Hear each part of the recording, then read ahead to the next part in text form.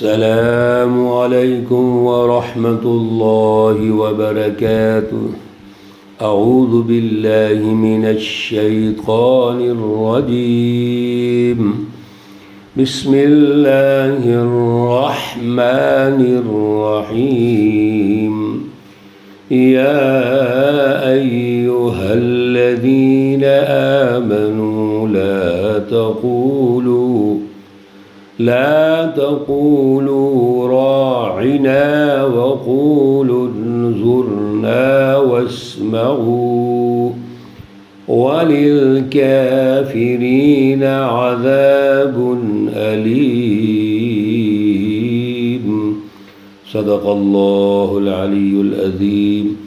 اللهم صل على سيدنا ومولانا محمد النبي الأمي وعلى آلہ واصحابہ وبارک وسلم وصلی علیہ۔ معزز سامعین و سامعات، سورۃ البقرہ پارہ نمبر 1، آیات مقدسہ 104 اور 105 ہیں۔ اللہ رب العزت ان آیات کا فہم اور شعور عطا فرمائیں اور عمل کی توفیق اور صلاحیت عطا فرمائیں۔ گزشتہ درس میں بھی اور اس سے پچھلے تمام دروس میں اللہ رب العزت کی ہم یہ رہنمائی سن رہے ہیں۔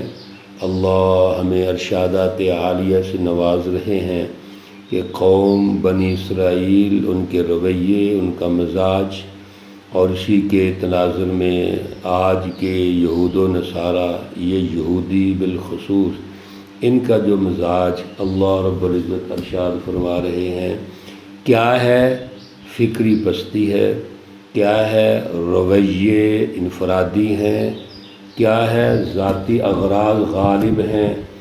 ہر طرف ان کی کوشش یہ ہے کہ شیطانی رویے مزاج کو غالب رکھا جائے۔ یہ تو شیطانی جماعتیں ہیں، یہ جو کردار ہے ان کا، ان جماعتوں کا ہے جو شیطانی ہیں۔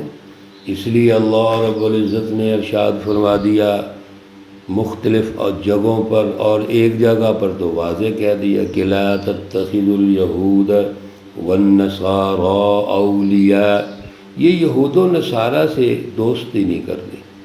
یہ اللہ نے فرما دیا، نص قطعی ہے یہ۔ کیوں؟ یہ ساری تاریخ آپ سن رہے ہیں۔ آج ہم ان کے پیچھے پیچھے بھاگتے ہیں۔ آج سازشوں کا مرکز امریکہ، یورپ اور اس کا اتحادی بلاک برطانیہ، اور ہم ان کے پیچھے چل رہے ہیں۔ ان کی چھتری کے اندر اللہ سے برکات اور رحمتوں کی دعائیں کرتے ہیں۔ یہ کیسے ہو سکتا ہے؟ کتنی ترتیب سے آپ یہ گفتگو سن رہے ہیں، اللہ کی ارشادات سن رہے ہیں۔ یہاں بھی ان کا ایک رویہ اللہ ارشاد فرما رہے ہیں، سنیے ذرا۔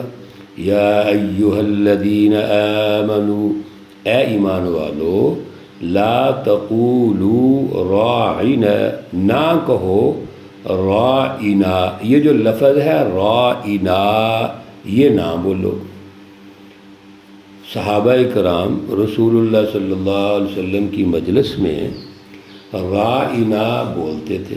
کیا مطلب؟ کہ ہماری رعایت کریں، ہم پہ توجہ فرمائیں، ہماری بات سنیں، یعنی توجہ دلانے کے لیے یہ لفظ بولتے تھے۔ اور یہ یہودی اور پھر منافقین کیا کرتے تھے؟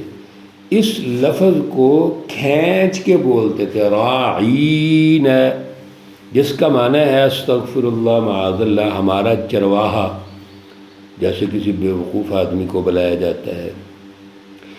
یہ انداز تھا ان کا، یہودیوں کا، میرے پیارے رسول اللہ صلی اللہ علیہ وسلم کے لیے۔ یہ کیا اس کے پیچھے واضح ہو رہا ہے؟ ان کی فکری پستی واضح ہو رہی ہے، دشمنی واضح ہوتی ہے، خود غرضی واضح ہوتی ہے۔ اللہ فرماتے ہیں وَقُولُ انظُرْنَا، قولو آپ کہو، انظرنا ہم پہ توجہ کیجیے، ہمیں دیکھیے، انظرنا ہمیں دیکھیے، کیا مطلب؟ ہماری بات سنیے، واسمعوا اور سنیے۔ یہ لفظ رائنا جو شک پیدا کر رہا ہے اس کو ختم کر دیں، اور آج کے بعد انظرنا آپ لفظ بولیے۔ اور واسمعوا کہیے۔ میرے عزیزو، یہاں سے پتہ چلا کہ الفاظ جو ذو معانی ہوتے ہیں وہ کبھی بھی اعلیٰ فکر میں نہیں چل سکتے، اعلیٰ مجالس میں نہیں چل سکتے۔ آج ہم ذو معانی الفاظ بولتے ہیں اور ان کے مقاصد شریف لوگ تو نہیں سمجھتے، جو شیطانی مزاج لوگ ہیں وہ سمجھتے ہیں۔ تو ایسے الفاظ جس سے کسی کی توہین ہو، تذلیل ہو، یا کئی معانی ہو اور ان معانی کے پیچھے جو بول رہا ہے وہ غلط مقاصد رکھتا ہو تو منع ہے بولنا ہو۔ وَلِلْكَافِرِينَ، اور کافروں کے لیے عذاب علیم، دردناک عذاب ہے۔ یہ جو میرے رسول اللہ صلی اللہ علیہ وسلم کے بارے میں ایسے الفاظ بول کے ان کو پریشان کرنا چاہتے ہیں، یہ شیطانی جماعتیں ہیں، کافر ہیں، ان کو بڑا سخت عذاب ہوگا، دردناک عذاب ہوگا۔ ما یود الذین، سبحان اللہ، اللہ کی وضاحت دیکھیے کیسے اللہ تربیت فرما رہے ہیں۔ ما یود الذین کفروا، نہیں پسند کرتے کافر لوگ، من اہل الکتاب، اہل کتاب میں سے ہوں، ولا المشرکین، اور نہ مشرک لوگ۔ مشرکین مکہ کے جو مشرک ہیں، کافر ہیں، وہ بھی یہ پسند نہیں کرتے، اور یہ مدینہ المنورہ کے جو یہودی ہیں یہ بھی پسند نہیں کرتے، حالانکہ یہ اہل کتاب میں سے ہیں، اللہ نے ان پر تورات نازل کی ہے، لیکن یہ کافر ہیں، میرے رسول اللہ صلی اللہ علیہ وسلم کے دین کو، آپ کی شریعت کو نہیں مانتے، یہ اس سچی رہنمائی کو نہیں مانتے جو اللہ نے آپ کو عطا کی ہے۔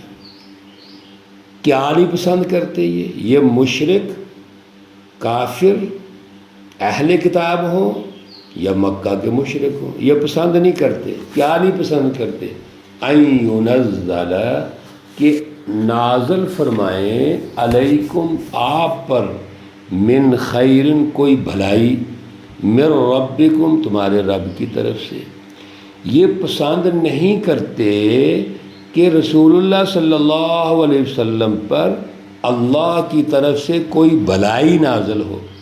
میرے عزیزو، پہلی بھلائی تو کلام مقدس قرآن پاک ہے کہ اللہ نے رسول اللہ صلی اللہ علیہ وسلم کو آخری نبی پیدا فرمایا اور تینوں پہلی کتابوں کا مصدق بنایا، پیچھے بھی آپ یہ پڑھ چکے ہیں۔ پھر اللہ رب العزت نے آپ کو اتنی بڑی یہ نعمت عطا فرمائی، اور پھر بنی اسرائیل سے، بنی اسماعیل کی طرف یہ دین، یہ اللہ کی رہنمائی اور قیامت تک رہنمائی وہ منتقل ہو گئی۔ تو یہ کسی اعتبار سے بھی بھلائی نہیں چاہتے کہ اللہ آپ پر نازل فرمائیں، یعنی یہ کلام مقدس نازل فرمائیں۔ حالانکہ اگر غور کیا جائے، واللہ، اور اللہ رب العزت، یختص برحمتہ من یشاء، یختص مخصوص کر لیتا ہے، برحمتہ، اپنی رحمت کے ساتھ، من یشاء، جس کو چاہتا ہے۔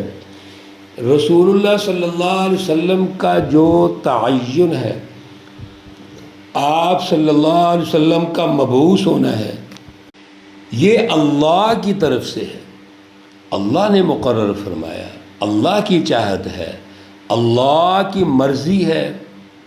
تو کتنے بے وقوف ہیں یہ، جب اللہ چاہتے ہیں تو یہ کیسے اس میں کوئی رکاوٹ پیدا کر سکتے ہیں؟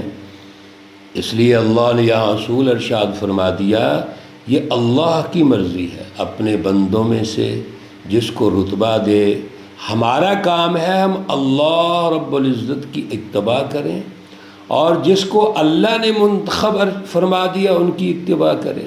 واللہ، اور اللہ رب العزت، ذو الفضل العظیم، بہت بڑے فضل والے ہیں۔ ذو کا معنی ہوتا ہے والا، ذو الفضل العظیم، فضل والے ہیں، اور العظیم وہ صفت ہے، بہت بڑے فضل والے ہیں۔ یہ اللہ کا فضل ہے، اس سے پہلے حضرت موسیٰ علیہ السلام کے جو واقعات آپ سن رہے ہیں، اللہ نے آپ پر تورات نازل فرمائی، تو یہ بھی اللہ نے آپ کو منتخب فرمایا، واللہ یختص برحمتہ من یشاء۔ پھر اللہ نے عیسیٰ علیہ السلام تک بڑے اولوالعزم اپنے نبی بھیجے، رسول بھیجے، یہ اللہ نے ان کو منتخب فرمایا ہے، اللہ فضل والے ہیں۔ اور پھر رسول اللہ صلی اللہ علیہ وسلم کو منتخب فرمایا، تو یہ بھی اللہ نے کیا ہے۔ اس لیے یہاں بنیادی قانون اور ضابطہ اللہ نے ارشاد فرما دیا کہ اللہ اپنے بندوں میں سے جس کو چاہیں منتخب فرمائیں اور اس دور کا رہنما بنا دیں، نبی بنا دیں، رسول بنا دیں، اس دور کا امام بنا دیں۔ ہمارا کیا کام ہے؟ ہم ان کی اتباع کریں، ان پہ انگلیاں نہ اٹھائیں۔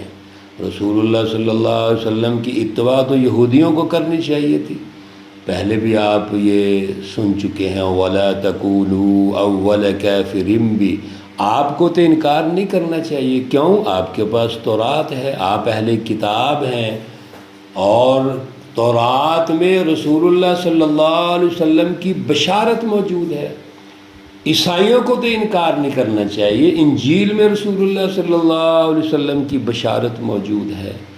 میرے عزیزو، یہ اللہ رب العزت کے ان ضابطوں اور قوانین میں خلل پیدا کرنا ہے، شک پیدا کرنا ہے، جو اللہ رب العزت نے ایک ترتیب دی، اور مالائے اعلیٰ سے لے کر نیچے مالائے سافل تک، دنیا کے نظام تک، دنیا کے اندر عرضی خلافت عطا فرمائی، یہ سب اللہ کا ایک سسٹم ہے۔ ہمیں اس کو قبول کرنا چاہیے، اس پر غور و فکر کرنا چاہیے، اس کی اتباع کرنی چاہیے۔ یہی تقوی ہے، یہی ایمان کا اعلیٰ درجہ ہے۔ اللہ ہمیں اعلیٰ صلاحیت اور فہم عطا فرمائیں۔ اللہ رب العزت تمام بیماروں کو شفاء کاملہ عاجلہ مستمرہ عطا فرمائیں۔ اللہ رب العزت تمام مرحومین و مرحومات کو جنت الفردوس میں اعلیٰ مقام عطا فرمائیں۔ ربنا تقبل منا انك انت السميع العليم وتب علينا انك انت التواب الرحيم، وصلى الله تعالى على النبي الأمي محمد وعلى آله وأصحابه أجمعين برحمتك يا أرحم الراحمين۔ السلام عليكم ورحمة الله وبركاته۔